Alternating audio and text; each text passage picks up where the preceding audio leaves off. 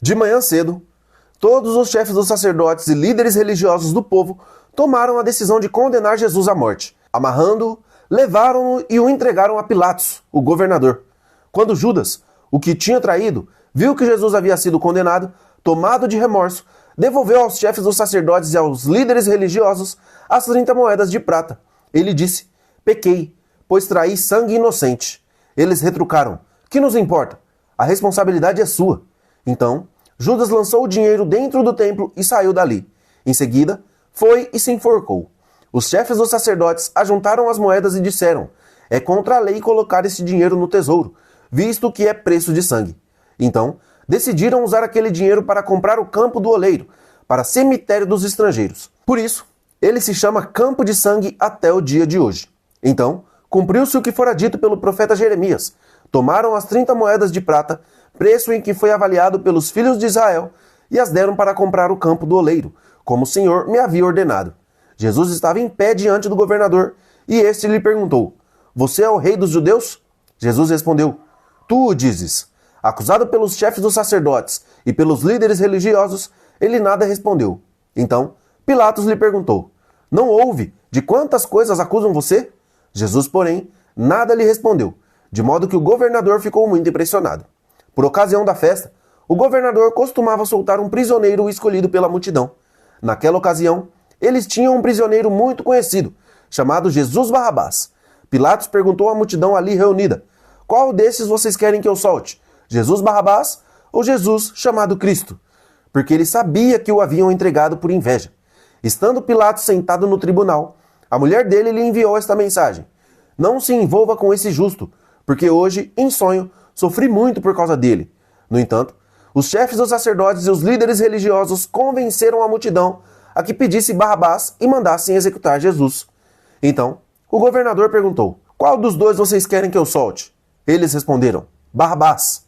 Pilatos lhe perguntou: que farei então com Jesus chamado Cristo? Todos responderam: crucifica-o. Por quê? Que crime ele cometeu? Perguntou Pilatos. Eles, porém, gritavam ainda mais: crucifica-o. Quando Pilatos percebeu que não estava obtendo nenhum resultado, mas ao contrário, que um novo tumulto se iniciava, mandou trazer água, lavou as mãos diante da multidão e disse: estou inocente do sangue deste homem. A responsabilidade é de vocês.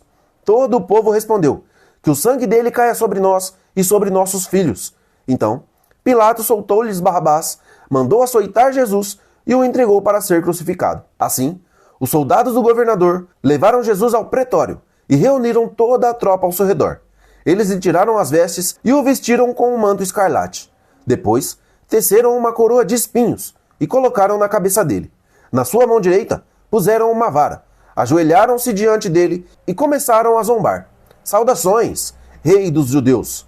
Cuspiram nele e batiam-lhe na cabeça com a vara. Depois de terem zombado dele, tiraram-lhe o manto e o vestiram com as suas próprias roupas. Em seguida, levaram-no para ser crucificado. Ao saírem, encontraram um homem de Cirene, chamado Simão, a quem forçaram a carregar a cruz. Chegando a um lugar chamado Gólgota, que quer dizer lugar da caveira, deram a Jesus vinho misturado com fel, para ele beber. Mas depois de prová-lo, ele recusou. Depois de o crucificarem, dividiram as roupas dele, lançando sortes. E, sentando-se, vigiaram-no dali. Por cima da sua cabeça, colocaram por escrito a acusação feita contra ele: este é Jesus, o rei dos judeus. 2 ladrões foram crucificados com ele, um à sua direita e outro à sua esquerda. Os que passavam lançavam-lhe insultos, balançando a cabeça e dizendo: você que destrói o templo e o reedifica em 3 dias, salve a você mesmo, se é o Filho de Deus, e desça da cruz. Da mesma forma, os chefes dos sacerdotes, os mestres da lei e os líderes religiosos zombavam dele. Salvou os outros, diziam, mas não é capaz de salvar a si mesmo. É o rei de Israel. Desça agora da cruz e creremos nele. Ele confiou em Deus. Que Deus o salve agora, se tem compaixão dele, pois disse: sou o Filho de Deus. Os ladrões que haviam sido crucificados com ele também o insultavam. Houve trevas sobre toda a terra do meio-dia até as 3 horas da tarde. Por volta das 3 horas da tarde, Jesus bradou em alta voz: Eli, Eli, lema sabachthani, que significa: meu Deus, por que me abandonaste?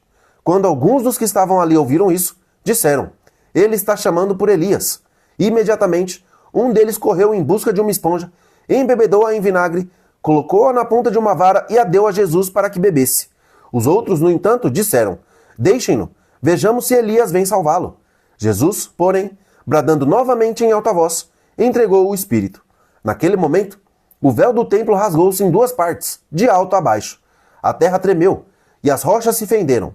Os sepulcros se abriram, e os corpos de muitos santos que tinham morrido foram ressuscitados. Estes, saindo dos sepulcros, depois da ressurreição de Jesus, entraram na cidade santa e apareceram a muitos. Quando o centurião e os que com ele vigiavam Jesus viram o terremoto e tudo o que havia acontecido, ficaram aterrorizados e exclamaram: Verdadeiramente, este era o Filho de Deus. Muitas mulheres estavam ali, observando de longe.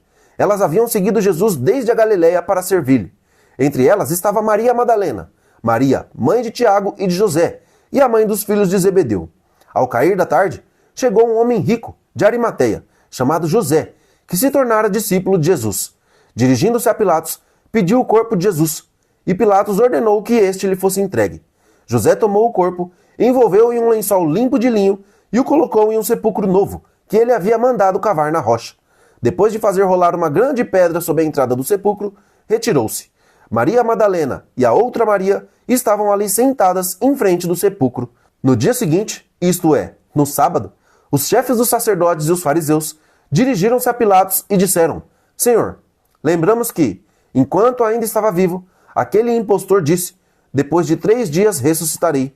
Ordena, pois, que o sepulcro dele seja guardado até o 3º dia, para que os seus discípulos não venham, roubem o corpo e digam ao povo que ele ressuscitou dentre os mortos. Este último engano será pior do que o primeiro. Levem uma escolta, respondeu Pilatos.